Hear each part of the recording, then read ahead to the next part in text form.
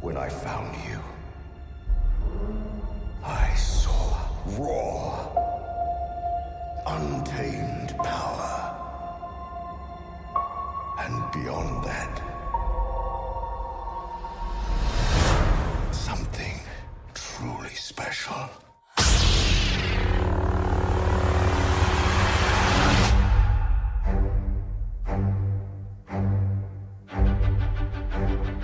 Something inside me has always been there. But now it's awake. And I need help.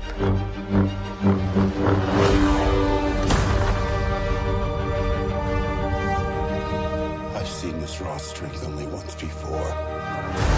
It didn't scare me enough then. It does now.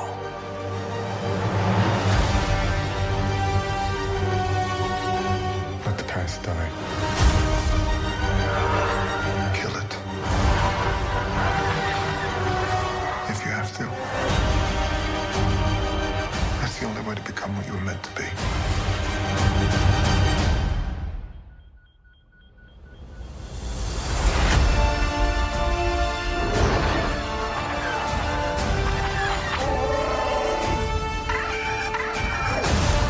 We have a spark that'll light the fire that'll burn the First Order down.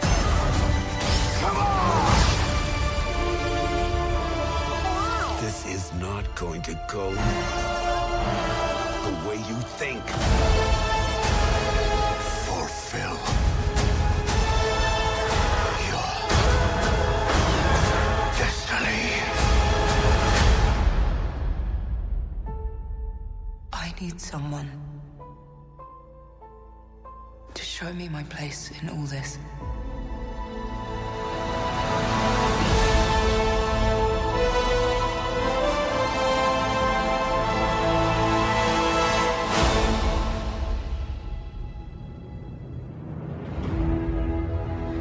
Nothing will stand in our way. I find your lack of faith disturbing.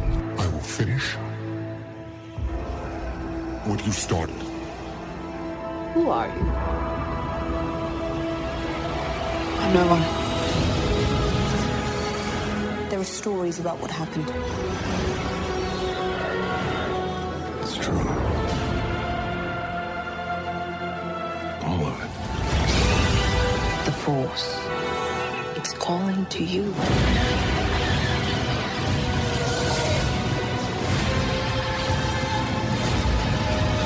May the Force be with us. My nerd world. Just let it in. Ojaba. Why does she get a blaster and I don't? Ojaba. You know, I was going to go right from the audio from the new trailer and start the podcast off, but unfortunately, I'm a creature of habit, and I needed to hear the intro to the show. Welcome to this special abbreviated edition of My Nerd World and the Star Wars podcast. I am your host, Jon Justice, and by way of credibility of my fandom and my running emotions right now on the full trailer after having watched the full trailer of The Last Jedi. Let me establish this here. And that is when I saw the teaser trailer in April that played at Celebration. I'm not going to lie, I liked it, but I was underwhelmed. If you've been listening to the podcast at all, you'll know that I've been, I don't want to say critical, but we haven't received a lot of footage from this movie, and they really had been holding back. So when I watched that trailer, again, I liked it. I've watched it, countless times, but it did not really give me a huge emotional impact. A little bit at the end when Luke did his, the Jedi must end. But apart from that, it really didn't hit me. So laying that there, sort of resting it in front of you as a bit of credibility that I don't love everything Star Wars, okay? That may have been the most incredible trailer I think that I have ever seen.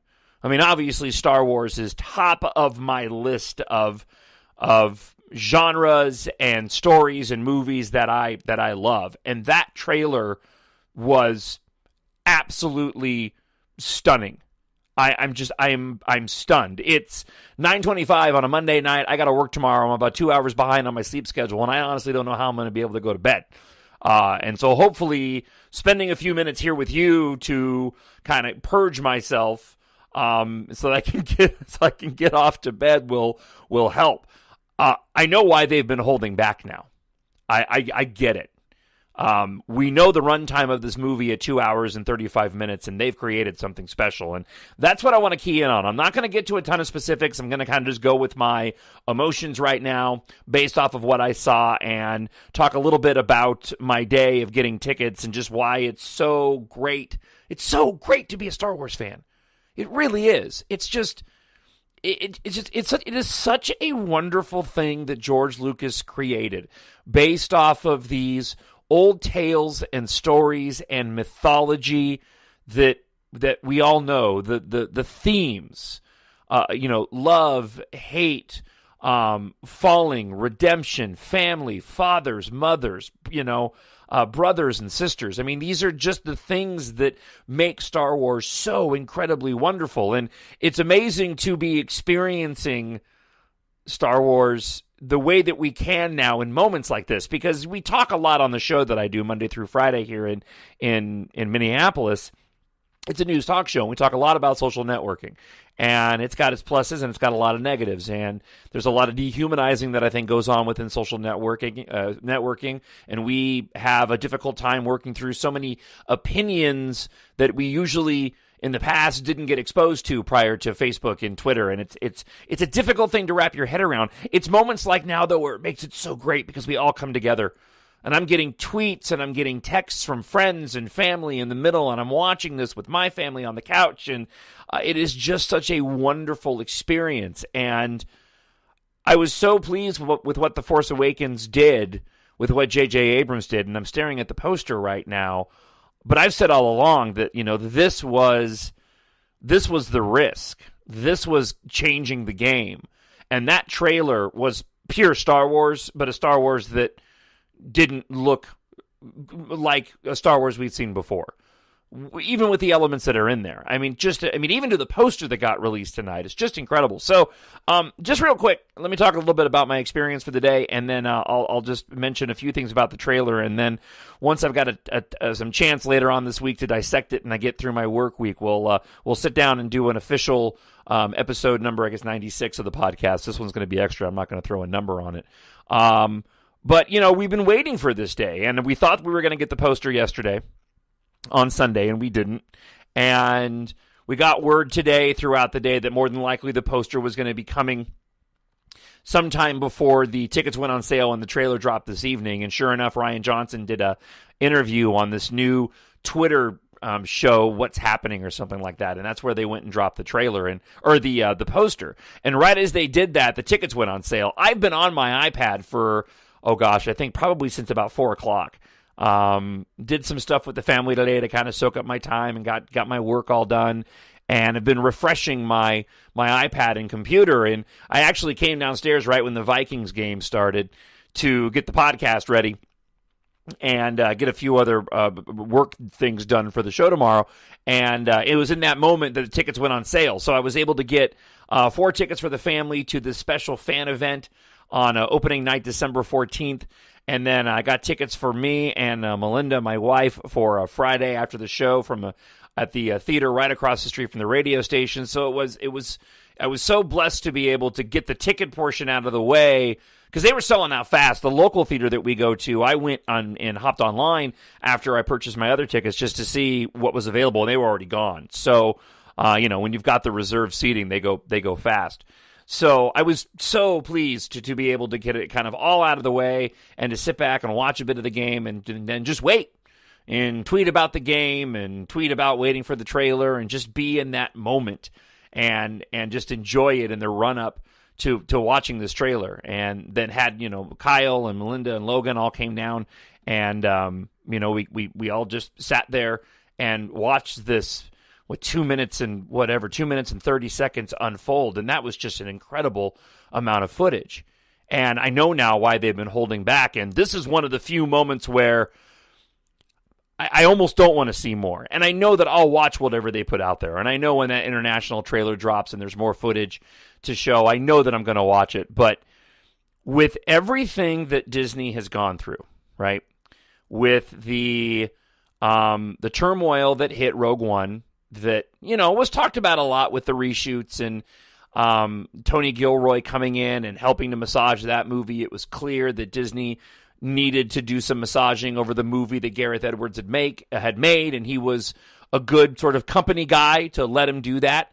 But we didn't see that happen with the Han Solo spinoff, film with Lord and Miller getting fired over creative differences, longer than halfway into production, and Ron Howard still shooting and editing that movie as we speak. That's scheduled to come out in May. And then, of course, we have Colin Trevorrow getting fired from Episode 9. But in the middle of all of this was this thing called Star Wars The Last Jedi, which hasn't had any controversy around it, right? Rian Johnson went, he shot the movie, they finished it. It's been done now for, I think, about a month. And we've just been going through sort of the normal routine. And with all this other turmoil, kind of swirling around, you kind of sit back, you look at Rian Johnson and go, well, what did he do that was so different? Why did this work so well? And we never heard any complaints or any talk of reshoots or anything. And I wasn't concerned. I was just, well, what did he make? I mean, how special is this thing? You don't know. You can speculate, but when you haven't really seen much of anything other than that teaser trailer and some of the images and the way that people have spoken about the film and the lack of controversy around it, you want to get your hopes up. We went and I watched The Brothers Bloom about a month ago, which is a Rian Johnson movie with Melinda, and I really like that film. And watching it a second time, I didn't enjoy it quite as much. And it was probably because I was watching it with Melinda, and I was really hoping that she was going to like it, and I don't think she cared for it all that much. It's a different experience. And, when you're married or you've got your significant other or whoever, and you're exposing somebody to a film that you like, at least for me, there's a level of enjoyment that I get from seeing that person enjoy it. And if they don't, it's kind of a bummer because you hope that they get the same thing out of it that you did. And it was like taking Melinda to go see Blade Runner when I went to see it for the second time last week. And she ended up enjoying it, and I was really hoping that she got out of it what I got out of it. And I'm going to take my son Logan to see it this weekend, and I hope that he gets as much enjoyment out of it. And these are things that were instilled in me when I was a kid with my dad. I remember the first time I went to go see Blade Runner when I was a kid, thinking I'm going to see Han Solo in this movie, and this film noir slow burn of a bizarro movie with replicants and weird flying cars, and I remember thinking, well, it looks cool, but I don't get it, and I'm kind of bored. And it was only later on that I really began to understand it. So all of this is to say, I get it now with Rian Johnson and what he's created. This looks like something special, and that trailer was so dense and so filled, and the doors that it swung open. I mean, this thing, they don't need to put another trailer out. There's going to be hours upon hours spent in the fandom dissecting this thing and speculating all of the different nuggets without really telling us what the storyline is. That's what's so incredible about this trailer is that I don't know what the storyline is. I know there's a lot of conflict. I know that Luke Skywalker looked freaked out over Rey. I know that there was a bit of something weird that happened right there at the end, which I think was, but I will say this, that last shot in the trailer with, Rey kind of saying she needs someone to show her and Kylo standing there. I don't think she's talking to Kylo. I think that's a misdirection. You got to look at his face. He doesn't have in his TIE silencer, his scar had the bandage, sort of the metal-looking leather bandage thing on it. In that shot, he didn't anymore. So it was obviously two different times. But and I have some speculation over what that opening that shot was when he was flying his TIE silencer. But I'll talk about that when we get to the dissecting of the trailer part of it. But I really didn't know what to expect going into this thing, and I was halfway trying to keep my expectations low because we didn't know what to expect. And after seeing Brothers Bloom, I was like, well, what did he do? You know, you trust in Disney, and you trust in Kathleen Kennedy, and you know those guys aren't going to deliver a bad Star Wars movie. They're not going to allow that to happen. I'll tell you what, if I were Ron Howard right now, I'd be scared to death. I watched it the second time we watched it. I just had this. Oh my gosh, Disney's going to make so much money. They're going to just make so much money. That looked absolutely incredible, and I can't wait. I really can't wait to spend some time and just going through what we saw in all the different themes, because there was a lot of stuff happening in that trailer and the conflict, and it looks dark. And what's interesting to me is because Rian Johnson said that he really, the director, he said several times in interviews, and they can cut those trailers to look however they want, right? But he said that he wanted to make sure that he captured the spirit of Star Wars, that he wanted it to be a fun adventure, and that he didn't want to sap the fun out of it. But man, they have really made that movie look dark. And early in the year, they were talking about, I think it was when they wrapped up production, with interviews with all the different cast members, and several different people, including Rian Johnson and the actors, had said that Rian basically wanted to put all their characters through their test. This movie was going to be about all the characters and the difficulties that they face, all being challenged. What challenges Kylo? What's going to challenge Rey? What's going to challenge Luke? And obviously, he's scared to death of Rey. What's going to challenge Poe? And that was clear, the message in that in that trailer. And my head's spinning right now, but I cannot wait to go through it because there's so many shots in there. There was one shot of Kylo walking he's walking in the cave, and it looks like it's probably on Crate. That's the planet with all the red. With all the red minerals, where the skiers are kicking up, the red mineral dust and stuff on the white surface. And it looks like he's in a cave, and it's an overhead shot, and he's walking, and there's all the First Order stormtroopers behind him. Man, that was a direct reference to the shot in Revenge of the Sith, which when Anakin went to the dark side and was marching on the Jedi Temple with the clone troopers behind him, which, oddly enough, was also a homage for George Lucas that he did for, and what movie was it? It wasn't Seven Samurai. I want to say it was a Akira Kurosawa movie, but there was a shot just like that. So there's some definite prequel parallels in this. And it's crazy too, because there's a whole bunch of the movie that we didn't even see in that trailer, because there's the casino planet that we go to, that we know about, and and the running horses. I mean, there was just a lot that they held back on. When you go back and watch it again, and like I said, we'll talk about this more, some of the opening scenes, the shots showed the guerrilla walkers, which look amazing. But if you look, and you can see it actually in the first shot, where it has Kylo Ren looking over what looks to be inside the bridge is probably Snoke's massive new Star Destroyer. I can't remember what it's called. This is a huge thing. It's like the diameter, the size of the Death Star, for crying out loud. But you can see old AT-ATs, and if you look at the shot, there's old Imperial AT-ATs that are standing there next to, which makes sense, and we talked about this in a previous podcast about how if there was old equipment that the Empire had left around after Return of the Jedi, you would seem fit that you would use them, right? Use them as scouts, or like they're scout walkers.